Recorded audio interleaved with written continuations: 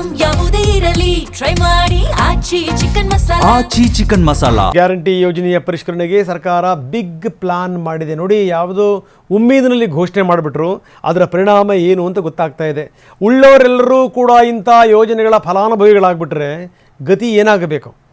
ಅದಕ್ಕೆ ಆರಂಭದಿಂದ ಟಿ ವಿನ ನನ್ನ ಮಾತು ಹೇಳ್ತಿತ್ತು, ನಾವು ಖಂಡಿತವಾಗಲೂ ನಿಮ್ಮ ಗ್ಯಾರಂಟಿಗಳಿಗೆ ವಿರೋಧಿಗಳಲ್ಲ, ಕೊಡಿ, ಯಾರಿಗೆ ಕೊಡಬೇಕೋ ಅವ್ರಿಗೆ ಕೊಡಿ. ಈ ರೀತಿ ಹೇಳಿದ ತಕ್ಷಣ ಒಂದಷ್ಟು ಮೆಸೇಜ್ಗಳು ಬಂದ್ಬಿಡೋದು ಹಂಗನೇ. ಇವ್ರ ಗ್ಯಾರಂಟಿ ವಿರೋಧಿ, ಇವ್ರ ಗ್ಯಾರಂಟಿ ವಿರೋಧಿ, ಇವ್ರ ಗ್ಯಾರಂಟಿ ವಿರೋಧಿ. ಈಗ ನೋಡಿ ಸರಿಯಾದ ಕೆಲಸ ಮಾಡ್ತಾ ಇದ್ದಾರೆ, ಮಾಡಬೇಕು.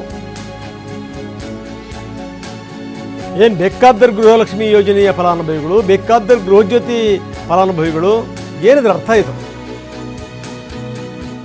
ದಾಖಲೆಗಳನ್ನು ತೋರಿಸ್ಬೇಕು, ದಾಖಲೆಗಳ ಮರುಪರಿಶೀಲನೆ ಆಗುತ್ತೆ, ಅರ್ಜಿ ಗುಜರಾಯಿಸ್ಕೋಬೇಕು. ನೀವೇನೇ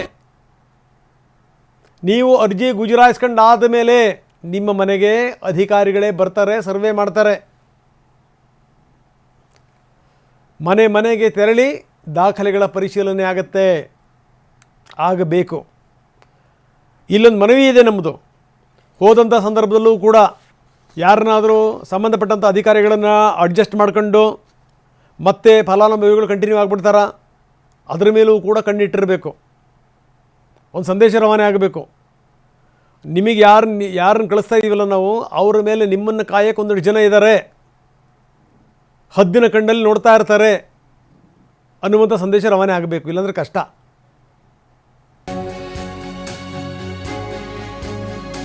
ಏನೇನು ಡಾಕ್ಯುಮೆಂಟ್ಸು? 10 ಅಂಶಗಳು. ಮೊದಲು ನೀವು ಅರ್ಜಿ ಹಾಕೋಬೇಕು, ಪರಿಶೀಲನೆ ಆಗುತ್ತದು. ಅದರಲ್ಲಿ ಏನೇನಿರುತ್ತೆ? ಯಜಮಾನಿ ಹೆಸರು, ಪಡಿತರ ಸಂಖ್ಯೆ, ಮಂಜೂರಾತಿ ಸಂಖ್ಯೆ. ನೋಡಿ, ಮನೆ ಯಜಮಾನಿ ಮತ್ತು ಗಂಡನ ಹೆಸರು, ಇದು ಗೃಹಲಕ್ಷ್ಮಿಗೆ. ಇದು ಇರುವಂಥ ಜಾಗ ಇದೆಯಲ್ಲ, ಅದಕ್ಕೆ ಪ್ರಮಾಣ ಪತ್ರ, ನೀವಿರೋ ಮನೆದು, ಪಡಿತರ ಚೀಟಿಯ ಸಂಖ್ಯೆ, ರೇಷನ್ ಕಾರ್ಡ್ದು, voter ID. Number 5 Aadhaar number ಕೊಟ್ಟಿರಬೇಕು. 10 ದಾಖಲೆಗಳನ್ನು ಕೇಳ್ತಾರೆ. ಜಾತಿ ಮತ್ತು ಆದಾಯ ಪ್ರಮಾಣ ಪತ್ರ, ಎಷ್ಟಿದೆ ಇನ್ಕಮ್ಮು, ಏನು ಎತ್ತ ಅಂಥೇಳಿ ಅಂತ. ಆಮೇಲೆ KYC ಆಗಿರುವಂಥ ಬ್ಯಾಂಕ್ ಪಾಸ್ಬುಕ್ಕನ್ನು ಕೊಡಬೇಕು. ಬ್ಯಾಂಕ್ ಖಾತೆಗೆ ಲಿಂಕ್ ಆಗಿರುವಂಥ ಮೊಬೈಲ್ ಸಂಖ್ಯೆ. GST ಮತ್ತು IT ಪಾವತಿ ಮಾಡ್ತಾ ಇದ್ದರೆ ಅದರ ಬಗ್ಗೆ ತಿಳಿಸಬೇಕು. ಇನ್ನು ಸರ್ಕಾರಿ ನೌಕರರ ಅದನ್ನು ಖಚಿತಪಡಿಸಬೇಕು.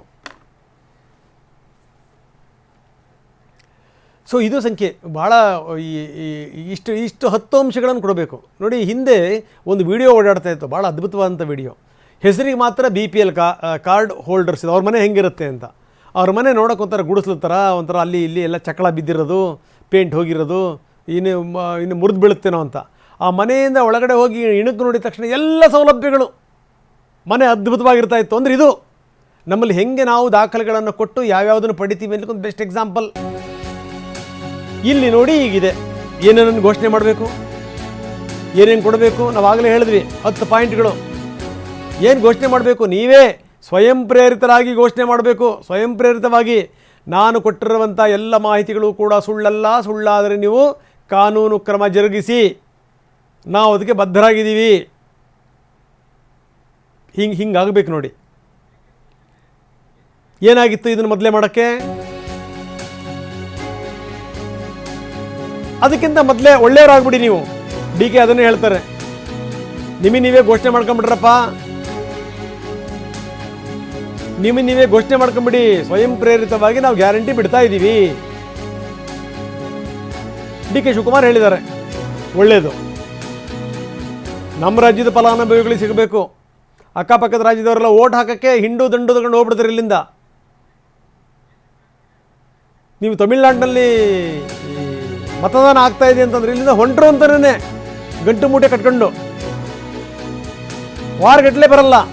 ಆಂಧ್ರದಲ್ಲಿ ಆಯ್ತು ಅಂದ್ರುಗಳೇ ಹೊರಟರು ಅಂತ. ಯೋಜನೆಗಳ ಮಾತ್ರ ಇಲ್ಲಿ ಬೇಕು, ಓಟ್ ಹಾಕಕ್ಕೆ ಅಲ್ಲಿ ಇರಬೇಕು. ಇದೆಲ್ಲವನ್ನೂ ಕೂಡ CM ಗಮನಕ್ಕೆ ತಂದಿದ್ದಾರೆ ಅಧಿಕಾರಿಗಳು. ಗ್ಯಾರಂಟಿ ಯೋಜನೆಗಳು ಅನರ್ಹರ ಪಾಲಾಗಬಾರ್ದು, ದುರುಪಯೋಗ ಆಗಲೇಬಾರದು. ಅದಕ್ಕೇನು ಮಾಡಬೇಕು? ಕಣ್ಣಿಡಬೇಕು, ತಡೆ ಹಾಕಬೇಕು. ನಮ್ಮವ್ರಿಗೆ ಮಾತ್ರ ಸಿಗಬೇಕು, ಬೇರೆ ಬೇರೆಯವ್ರಿಗೆ ಸಿಕ್ಕರೆ ಏನು ಬಂತು? ಇವರೆಲ್ಲ ಹಿಂಗೆ ಕಸ್ಕೊಂಬಿಡೋದು ನಿಜವಾಗ್ಲೂ ಯಾರಿಗೆ ಸಿಗಬೇಕಲ್ಲ ಅವ್ರಿಗೆ ಸಿಗದಂಗಿರೋದು ಏನು ಅರ್ಥ ಇದು? ಹೀಗಾಗಿ ಹೊರ ರಾಜ್ಯದ ಮತದಾರರು ಪಡಿಬಾರ್ದು ಯಾವುದೇ ಕಾರಣಕ್ಕೂ. ಇನ್ನು ಹೊರ ರಾಜ್ಯದಿಂದ ಬಂದಂಥವ್ರಿಗೆ ಗೃಹಜ್ಯೋತಿ ಎಲ್ಲ ಕೊಡಬಾರ್ದು. ಯಾಕೆ ಕೊಡಬೇಕು? ಅನುಕೂಲಸ್ಥರು ಗ್ಯಾರಂಟಿಗಳನ್ನು ಬಿಟ್ಕೊಡ್ಬೇಕು. ಬಿಟ್ಕೊಡೋದಲ್ಲ, ನಮ್ಮಲ್ಲಿ ಬಿಟ್ಕೊಡಲ್ಲ, ಕಸ್ಕೋಬೇಕು. ತಿಳ್ಕೊಂಬಿಡಿ. ನಮ್ಮಲ್ಲಿ ಯಾರಾದರೂ ಹಂಗೆ ಬಿಟ್ಕೊಟ್ಟಿರೋದು ನೋಡಿವೆ ನಾವು? ನೋ ನೋ ನೋ ನೋ ಬಿಟ್ಕೊಡ್ಲಿಲ್ಲ ಅಂದರೆ ಕಸ್ಕೋಬೇಕು. ಇನ್ನು ಶಕ್ತಿ ಯೋಜನೆ ಸ್ಮಾರ್ಟ್ ಕಾರ್ಡ್ ಕೊಡ್ತಾರಂತೆ, ಒಂದು ಸ್ವೈಪ್ ಮಾಡಬೇಕು, ಇಲ್ಲ ಅಂತಂದರೆ ಅದು ಸ್ಕ್ಯಾನ್ ಆಗಬೇಕು. ಆ ಥರದ್ದೊಂದು ಚಿಂತನೆ ಇದೆ. ಏನು ಬಸ್ ಹತ್ತಿದ್ರು ಅಬ್ಬಬ್ಬಬ್ಬಬ್ಬಬ್ಬ. ಹೆಣ್ಣುಮಕ್ಳಿಗೇನು ಬೇರೆ ಕೆಲಸ ಇದೆಯೋ ಇಲ್ಲೋ ಅನ್ನೋಷ್ಟರ ಮಟ್ಟಿಗೆ ಹೆಣ್ಣುಮಕ್ಕಳು ಸೀಟ್ಗಳೆಲ್ಲ ಫುಲ್ಲಾಗಿ ಗಂಡಸರು ಸೀಟ್ಗಳನ್ನು ಕೂಡ ಅವ್ರು ಆವರಿಸ್ಕೊಂಡ್ಬಿಟ್ಟಿರೋರು. ಏನು ಬಿಡಿ, ಯಾವ ದೇವಸ್ಥಾನಕ್ಕೆ ಕಾಲಿಡಂಗಿಲ್ಲ. ಏನು ಸಂಗತಿ ನೋಡಿ ಇದು. ಪುಕ್ಸಟ್ಟೆ ಕೊಟ್ಟರೆ ಏನಾಗುತ್ತೆ ಅನ್ನೋಕ್ಕೆ ಒಂದು ಎಕ್ಸಾಂಪಲ್ ಇದು. ಕೊಡಿ, ಕೂಲಿ ಕಾರ್ಮಿಕರಿದ್ದಾರೆ, ಕೊಡಿ. ನೋಡಿ, ಈ ಬರೀ ಏನು ಅಂದರೆ ಈ ದೇವಸ್ಥಾನಗಳ ಸುತ್ತ ಅಂತ ಹೆಣ್ಮಕ್ಳುಗಳಿಗೆ ನೀವು ಮಾಡಿಕೊಟ್ಬಿಟ್ರೆ ಏನು ಕತೆ? ಕೆಲಸ ಬಗ್ಸಿಲ್ವ ಮನೆಯಲ್ಲಿ? ಕೂಲಿ ಕಾರ್ಮಿಕರಿಗೆ ಕೊಡಿ, ಕಟ್ಟಡ ಕಾರ್ಮಿಕರಿಗೆ ಕೊಡಿ, ಟೆಕ್ಸ್ಟೈಲ್ ಇದು ಮಾಡೋಕ್ಕೆ ಹೋಗ್ತಾರಲ್ಲ, ಬಟ್ಟೆ ಹೊಲಿಯೋಕ್ಕೆ ಹೋಗ್ತಾರಲ್ಲ ಅಂತ ಹೆಣ್ಮಕ್ಳುಗಳಿಗೆ ಕೊಡಿ. ನೋಡಿ, ಈ ರೀತಿ ನೆಕ್ಲೆಸ್ ಪಕ್ಲೆಸ್ ಹಾಕೊಂಡು ಕೂತ್ಕೊಂಡ್ರಿ ಕೊಟ್ಬಿಟ್ರೆ ಕತೆ ಏನಾಗಬೇಕು ರೀ? ತಪ್ಪೆಲ್ಲಿದೆ ಗೊತ್ತಾ? ತಪ್ಪು ಸರ್ಕಾರದ ಪ್ರತಿನಿಧಿಗಳಲ್ಲಿದೆ ತಪ್ಪು. ಅವ್ರಿಗೂ ಫ್ರೀ, ಇವ್ರಿಗೂ ಫ್ರೀ, ಮಾದೇವಪ್ಪಂಗೂ ಫ್ರೀ, ಮತ್ತೊಬ್ಬರಿಗೂ ಫ್ರೀ ಅಂತ ಹೇಳಿದ್ದು ಬಿಡ್ತಾರ ಜನಗಳು? ನಮ್ಮ ಪ್ರತಿನಿಧಿ ವೀರಣ್ಣ ನಮ್ಮ ಜೊತೆಗೆ ಈಗ ನೇರ ಸಂಪರ್ಕದಲ್ಲಿದ್ದಾರೆ. ನೋಡ್ತಾ ಇದ್ದೀವಿ, ಎಂದೋ ಆಗಬೇಕಾಗಿರುವಂಥ ಕೆಲಸ ಇವತ್ತು ಆಗ್ತಾ ಇದೆ, ಈಗ ಆಗ್ತಾ ಇದೆ. ಹಿಂದೆ ಏನು ಮಾಡ್ತಾ ಇತ್ತು ಒಂದು ವ್ಯವಸ್ಥೆ, ಏನೋ ಅವಸರದಲ್ಲಿ ಮಾಡಿಬಿಟ್ರಪ್ಪ ಒಳ್ಳೆಯವರಾಗಬೇಕು ಅಂತ. ಎಷ್ಟು ಬಂತು ಮೈ ಮೇಲೆ, ಎಷ್ಟು ಬಂತು ತಲೆ ಮೇಲೆ.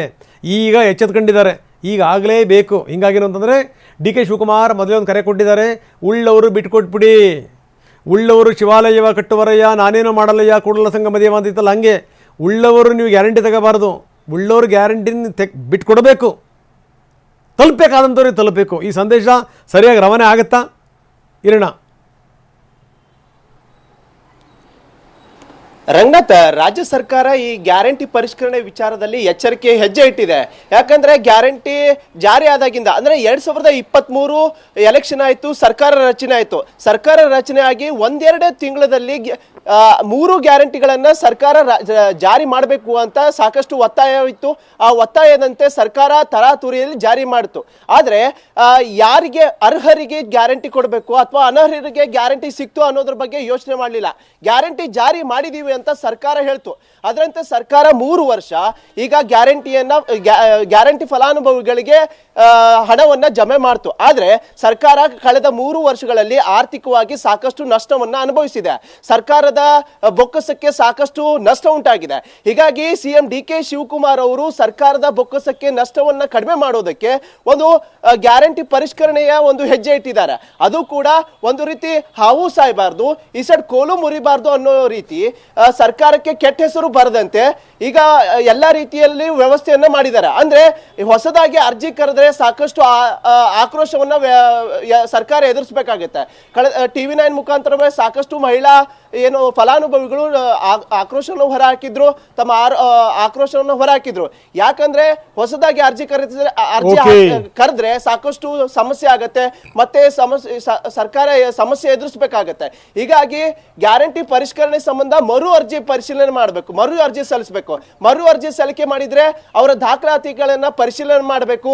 ಅವರು ಅರ್ಹರು ಫಲಾನುಭವಿಗಳು ಅರ್ಹರಾಗಿದ್ದಾರಾ ಅಥವಾ ಸರಿಯಾಗಿದ್ದಾರಾ ಅನ್ನೋದ್ರ ಬಗ್ಗೆ ಚರ್ಚೆ ಮಾಡಬೇಕು. ಅರ್ಹರಿದ್ರೆ ಅವ್ರಿಗೆ ಕೊಡಬೇಕು, ಅರ್ಹರಾಗಲಿ ಅಂದ್ರೆ ಮುಲಾಜಿಲ್ದಂಗೆ ಅವರಿಂದ ಕಸ್ಕೋಬೇಕು. ಸೊ ಅದನ್ನ ಸರ್ಕಾರ ಮಾಡುತ್ತಾ ನೋಡಬೇಕು. ಥ್ಯಾಂಕ್ ಯು ವೆರಿ ಮಚ್ ನಮ್ಮ ಜೊತೆ ಜಾಯ್ನ್ ಆಗಿದ್ದಕ್ಕೆ.